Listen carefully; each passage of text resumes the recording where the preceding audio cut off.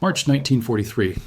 The freezing North Atlantic, an endless expanse of salt and cold, was a battleground like no other.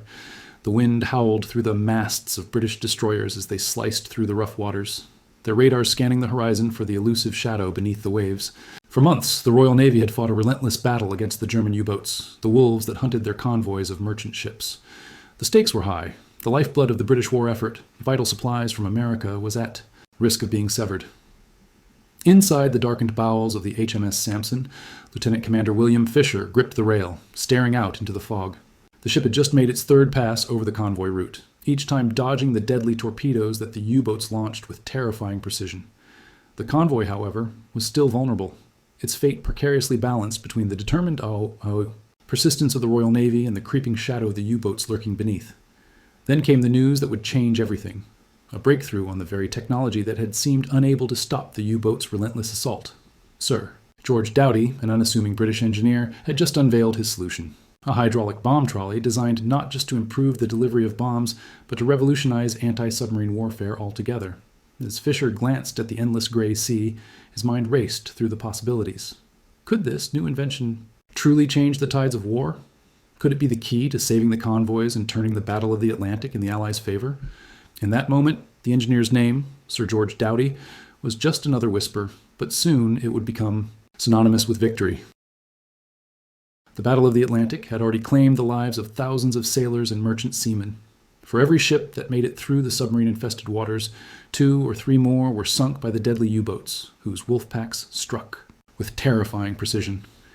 Each convoy that crossed the Atlantic became a nerve-wracking gamble, one that cost both sides dearly. To counter this deadly threat, the Royal Navy had relied on traditional depth charges, which had limited effectiveness against the fast-moving, elusive submarines.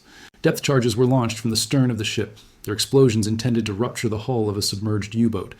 But this method had its flaws. It required near-perfect timing and accuracy to be effective. And the U-boats, often able to detect the approaching ships with their own sonar, would frequently dive deep, avoiding the depth charges before they could strike. The losses were staggering. From 1940 to 1943, the Allies had lost over 2,000 merchant ships and countless lives. The war was being fought on 2 fronts, and the Battle of the Atlantic was one of the most critical. It was here, amidst the cold, brutal sea, where one man's innovation would make all the difference. George Dowty was an engineer whose mind was never far from solving problems, and at the time, the Royal Navy was in desperate need of a solution. Dowty's design, the Dowty Hydraulic Bomb Trolley, was not just a piece of machinery, it was the potential game-changer the Allies so desperately needed. The bomb trolley was capable of delivering depth charges with greater accuracy and speed, ensuring that they would strike the U-boat at the right moment, even if it was deep beneath the waves. But the idea was considered impossible by some. The notion that a simple piece of equipment could shift the momentum of a battle as monumental as the Battle of the Atlantic seemed absurd. Yet Dowty's mind was focused. He would prove them wrong.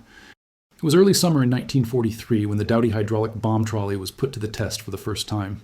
The air was thick with anticipation as the Royal Navy's engineers and officers gathered on the deck of a warship docked in Portsmouth.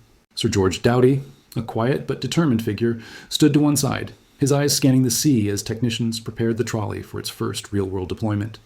The idea behind the trolley was simple in its brilliance. It used hydraulic power to load depth charges more efficiently, ensuring they were dropped in precisely the right position and at the right depth to maximize their effectiveness. The result was a massive increase in accuracy, and in the harsh, unforgiving waters of the Atlantic, that meant a far higher chance of hitting the U-boat before it had a chance to evade or dive deeper.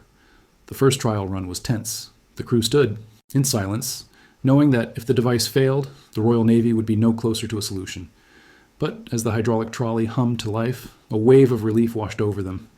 The depth charge was released with perfect precision, falling into the water and exploding in the exact spot where the U-boat would have been, had it been there. Dowty's invention was a success. His impossible design had proven its worth. The Royal Navy now had a tool that could deliver depth charges with unmatched precision, increasing the chances of destroying the enemy submarines before they could strike again. But this success came with its own challenges. The technology needed to be mass-produced, and quickly. The Battle of the Atlantic was not waiting for Dowty to perfect his design. It was ongoing, and the U-boats were becoming more sophisticated. The Dowty Hydraulic Bomb Trolley soon became a standard feature on British warships, transforming the way the Royal Navy fought its battles. Ships that had once been vulnerable to the relentless assaults of German U-boats were now equipped with an innovative tool that turned the tide in favor of the Allies. The first major success came in August 1943, when the Royal Navy's convoys began to experience fewer losses. The trolleys, now deployed on multiple ships, were proving highly effective at tracking and destroying U-boats. The German submarines, which had once stalked the waters with impunity, were now finding it harder to survive in the face of this new technology. In the cold waters of the North Atlantic, sailors on board the British destroyer HMS Beagle knew they had a fighting chance. Captain Arthur Hartley stood at the bridge watching through the binoculars as the sonar operator's screen flickered with the telltale sign of a U-boat. "Steady," he muttered to his crew. "Let's see if this thing really works." The Dowty trolley hummed as the depth charge was deployed. Moments later, an explosion rocked the water. The U-boat, once a silent predator, was no more. The crew of the HMS Beagle erupted in cheers, knowing that their victory was not just the result of skill, but of an engineer's vision, a design that had turned an impossible situation into a tangible success. By the fall of 1943, the balance of power in the Atlantic had shifted. The German U-boats, once an unstoppable force, were now being hunted. The Battle of the Atlantic was far from over, but Dowty's hydraulic bomb trolley had given the Royal Navy a critical advantage.